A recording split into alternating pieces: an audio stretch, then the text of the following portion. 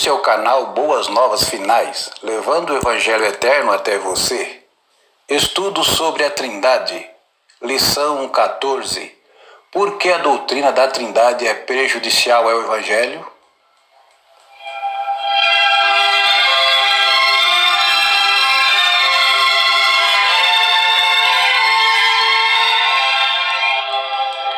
Crer ou não crer em uma trindade, em três deuses, tem reflexos em minha vida espiritual. Por que a doutrina da Trindade não é compatível com a palavra de Deus? Vejamos alguns pontos que a Trindade nega.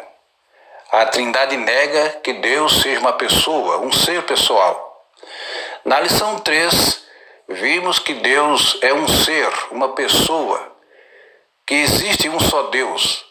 De acordo com o conceito da Trindade, Deus é composto por três pessoas ou três deuses. Nesse caso, Deus deixa de ser alguém para ser algo. Deus seria, por exemplo, um título que foi dado a três pessoas. Você pode meditar isso em 1 Coríntios 8, versículo 6 e aos Efésios 4, versículo 6. A Trindade nega que o Pai seja o único soberano do universo. Nas lições 5 e 6, vimos que tudo provém de nosso Deus. O nosso Pai Celestial, e não uma Trindade, é a fonte e o originador de tudo. Foi o Pai que deu a vida ao Filho e, através dele, fez também o universo e todos os milagres. 1 Coríntios 15, versículos 27 e 28. A Trindade nega o Pai e o Filho. O trinitarianismo afirma que Deus é Pai e Cristo é Filho. Porém, eles negam que o Filho tenha sido gerado pelo Pai na eternidade. Negam que o Filho nasceu. Segundo a doutrina da Trindade, as expressões Pai e Filho são apenas funções para Deus. Um Deus ocupa uma função de Pai e o outro Deus a função de Filho. Porém, na lição 4, vimos que o Filho foi gerado pelo Pai. Antes de todas as coisas, um dia na eternidade ele nasceu de Deus. 1 João 2, versículo 22. A Trindade nega a natureza humana de Cristo. A doutrina da Trindade afirma que o Filho, quando estava aqui entre nós, era Deus e homem ao mesmo tempo. Possuía duas naturezas, divina e humana. Porém, na lição 5, vimos que o Filho esvaziou-se de sua natureza divina e se tornou homem. Aos Filipenses 2, versículos 6 a 8. A Trindade leva o homem a transgredir o primeiro mandamento da lei de Deus.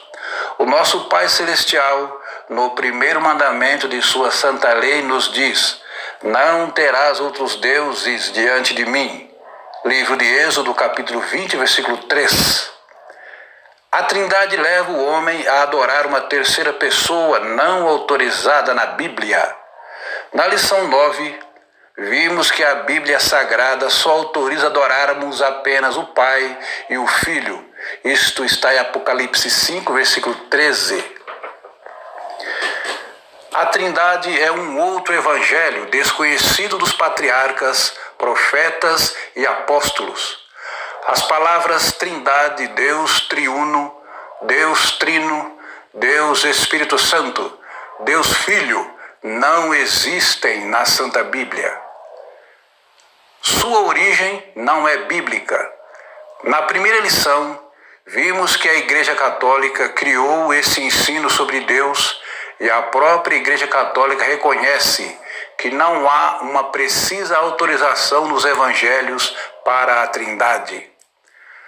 Após a Reforma Protestante liderada por Martinho Lutero e outros reformadores, a IASD, Igreja Adventista do Sétimo Dia, continuando essa reforma, fez algumas declarações acerca da doutrina da Trindade.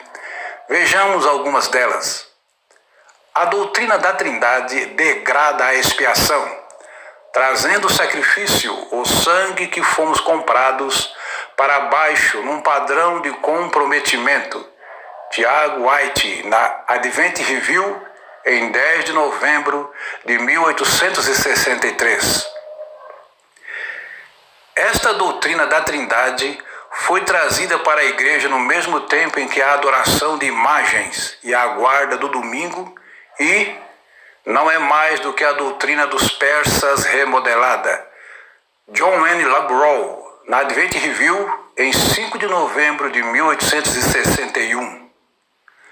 A grande falta da reforma foi que os reformadores pararam de reformar.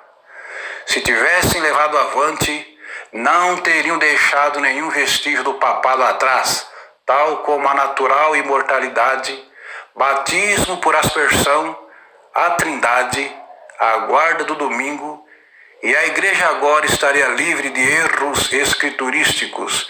Tiago White, na Review and Herald, em 1856. Que uma pessoa seja 3 pessoas e que 3 pessoas sejam uma só pessoa é uma doutrina que nós podemos proclamar ser uma doutrina contrária à razão e ao senso comum. Tiago White, na Advent Review, 6 de julho de 1869. Essa doutrina, que teve origem no homem do pecado, D.W. Hull, na Advent Review, 10 de novembro de 1859. A doutrina da Trindade foi estabelecida na igreja pelo Concílio de Nicéia em 325 Anno Domini.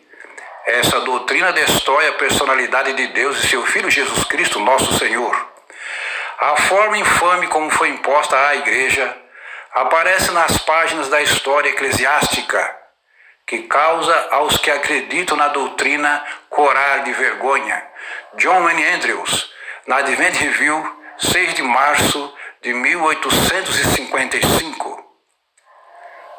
Sustentar a doutrina da Trindade não é mais que uma evidência da intoxicação pelo vinho que todas as nações beberam.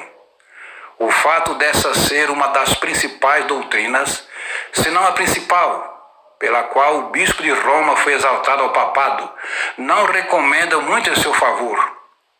Isto deveria fazer alguém investigar por si mesmo, como quando os demônios fazem milagres para provar a imortalidade da alma. Se eu nunca duvidei antes da procedência diabólica da doutrina da Trindade, agora eu tenho que provar até o fundo. R.F. Cottrell, na Advent Review, 6 de julho de 1869. O Espírito Santo é o Espírito de Deus e o Espírito de Cristo, sendo o Espírito o mesmo quando se fala de Deus ou de Cristo, mas com relação a esse Espírito, a Bíblia emprega expressões que não podem harmonizar-se com a ideia de que seja uma pessoa, tal como o Pai e o Filho. Uriah Smith, na Review and Herald, 28 de outubro de 1890. Qual é o conselho dessas escrituras, então?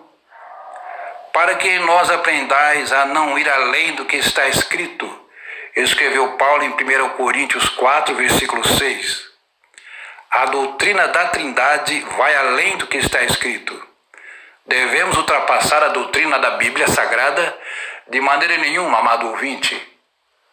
Todo aquele que ultrapassa a doutrina de Cristo e nela não permanece, não tem Deus. O que permanece na doutrina, esse tanto tem o Pai como o Filho, segundo a João 9, versículo 2. Tem cuidado de ti mesmo e da doutrina, escreveu Paulo a Timóteo, capítulo 4, versículo 16. Como os patriarcas, profetas e a igreja apostólica entendiam Deus? Ouve, ó Israel, o Senhor nosso Deus é um. Deuteronômio 6, versículo 4. Todavia para nós há um só Deus, o Pai. 1 Coríntios 8, versículo 6, afirmou Paulo. Não devemos aceitar outro evangelho, além do que está escrito. Como antes temos dito, afirma Paulo, assim agora novamente o digo, se alguém vos pregar outro evangelho além do que já recebestes, seja anátema ou amaldiçoado, aos Gálatas 1, versículo 9. Qual é o apelo do apóstolo Paulo? Conjuro-te diante de Deus e de Cristo Jesus e dos anjos eleitos, que sem prevenção guardes estas coisas, nada fazendo com parcialidade. 1 Timóteo 5, versículo 21. O apóstolo Paulo convoca para ser testemunha o Pai, o Filho e os anjos. Se realmente houvesse uma terceira pessoa no céu, e se essa pessoa fosse também Deus, por que Paulo citou os anjos, mas não a citou? O que iria acontecer com o ensino puro dos apóstolos após a morte deles? Mas o Espírito expressamente diz que em tempos posteriores, afirmou Paulo, alguns apostatarão da fé, dando ouvidos a espíritos enganadores e a doutrinas de demônios. 1 Timóteo 4, versículo 1. Porque virá tempo em que não suportarão a sã doutrina. 2 Timóteo 4, versículo 3. Podemos concluir então, amado ouvinte, que na primeira lição vimos que a Igreja Católica, através do papado, criou e colocou a doutrina da Trindade no seio do cristianismo. Durante muitos séculos, o papado reinou e, infelizmente, muitas de suas doutrinas foram absorvidas pelas igrejas evangélicas em geral, adulterando assim o Evangelho eterno. Porém, desde a Reforma Protestante, Deus convida um povo para restaurar esse Evangelho. Medite neste verso, amado ouvinte. E os que de ti procederem, diz o profeta Isaías, edificarão as ruínas antigas, e tu levantarás os fundamentos de muitas gerações, e serás chamado reparador de brechas e restaurador de veredas para morar. Isaías 58, versículo 12. O fiel povo de Deus é chamado para edificar as antigas ruínas. Mas quais ruínas? Também deve levantar os fundamentos de muitas gerações. Quais fundamentos? E ainda reparar as brechas. Quais brechas? As antigas ruínas e os fundamentos de muitas gerações, entre outros, é o Evangelho do Deus único que o papado criou brechas. As brechas foram abertas pelo papado, e uma delas foi a doutrina da Trindade, e Deus nos convida para reparar essas brechas. Qual vai ser sua decisão? Medite em João 17, versículo 3.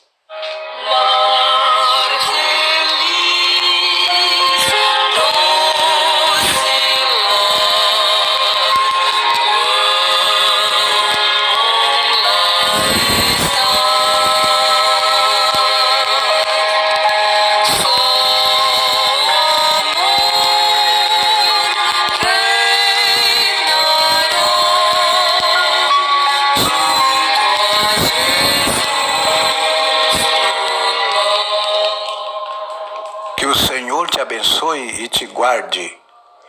Que o Senhor faça resplandecer o seu rosto sobre ti e tenha misericórdia de ti. Que o Senhor sobre ti levante o seu rosto e te dê a paz. Em nome de Jesus. Amém.